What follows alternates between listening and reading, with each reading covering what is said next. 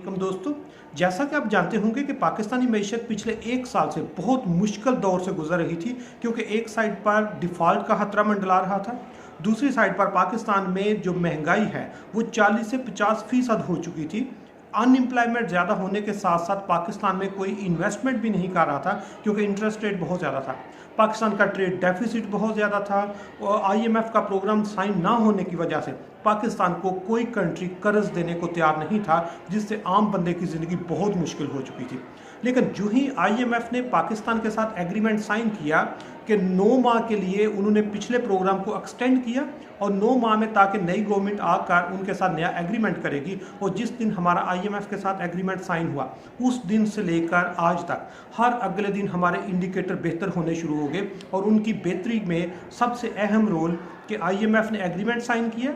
Saudi अरब ने $2 अरब पाकिस्तान के ख़जाने में दे दिए, $1 अरब कल UAE ने दे दिए, और आज जो रही कई कसर थी वो IMF ने पूरी कर दी और पाकिस्तान को $1.2 बिलियन जो है वो भी रिलीज़ कर दिए, जिससे पाकिस्तान के रिजर्व $15 अरब को क्रॉस कर गए हैं, जिससे पाकिस्तान की इकोनॉमी में जिस तरह कहते हैं ना बहारें आ गई हैं, खुशियां आ गई हैं, और जितने इकोनॉमिक इंडिकेटर हैं उन पर प्रेशर कम हो गया है। और उसकी वजह से आम बंदे की ज़िंदगी में यकीनन रिलीफ तो आएगा, लेकिन क्या ये शॉर्ट टाइम के लिए होगा या लॉन्ग टाइम पर, उस पर बात करने से पहले ये बताता जाऊँ कि जो ही $15 अरब हमारे रिजर्व हुए, सबसे पहले रुपये पर प्रेशर कम हो गया और एकदम से हमारा रुपया जो है उसकी कदर में इजाफा होकर इस वक्त रुपया जो है वो 270 से नीचे आ गया, और उम्मीद ये की जा रही है अगले 1 से 2 हफ्ते तक ये 250 रुपये से भी नीचे आ जाएगा। और जब नीचे आएगा तो उससे सिर्फ रुपये की कदर में इजाफा होने से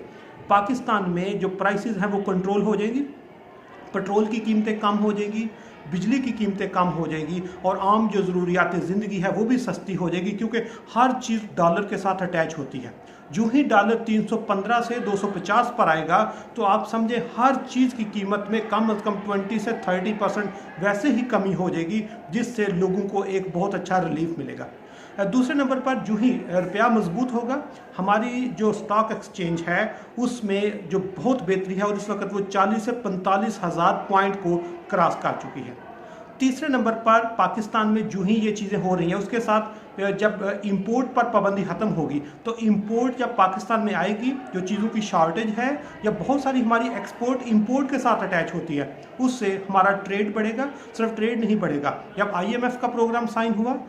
फ्रेंड्स ऑफ पाकिस्तान ने हमें अमाउंट दी, रिजर्व आए, डॉलर मजबूत हुआ, तो जो इन्वेस्टर पाकिस्तान में इन्वेस्टमेंट करने से डर रहे थे वो पाकिस्तान में इन्वेस्टमेंट करेंगे, जिससे पाकिस्तान में रोज़गार में इजाफा होगा, प्राइसेस कंट्रोल होंगी, और उससे लोगों की ज़िंदगी में बेहतरी आने की बहुत ज़्यादा उम्मीद की जा सकती है। इसलिए इस वक्त जो पाकिस्तान के इकोनॉमिक इंडिकेटर हैं वो बहुत बेहतर हैं, लेकिन इसमें ये चीज़ ज़हन में रखना, ये 9 माह का प्रोग्राम शॉर्ट टाइम के लिए है। ये जितने इकोनॉमिक इंडिकेटर में बेहतरी है ये शॉर्ट टाइम के लिए है, लॉन्ग टाइम के लिए नहीं है। लॉन्ग टाइम के लिए हमें स्टेबल पॉलिसीज़ बनानी होगी, हमें अपने रिसोर्सेज को चैनलाइज करना होगा, हमें अपनी पॉलिसीज़ को अमेंड करना होगा। अदरवाइज़ ये शॉर्ट टाइम के लिए तो डॉलर कंट्रोल हो जाएगा, अगर हमने स्टेबल पॉलिसीज़ अप्लाई ना की तो ये लॉन्ग टाइम में फिर डॉलर 300 से ऊपर चला जाएगा, फिर महंगाई 30 से 40% तक हो सकती है, फिर हमारी स्टॉक एक्सचेंज जो है वो स्लो हो सकती है, रुपये पर प्रेशर आ सकता है और इन्वेस्टर यहाँ से भाग सकता है। इसलिए ये जो IMF का प्रोग्राम है ये शॉर्ट टाइम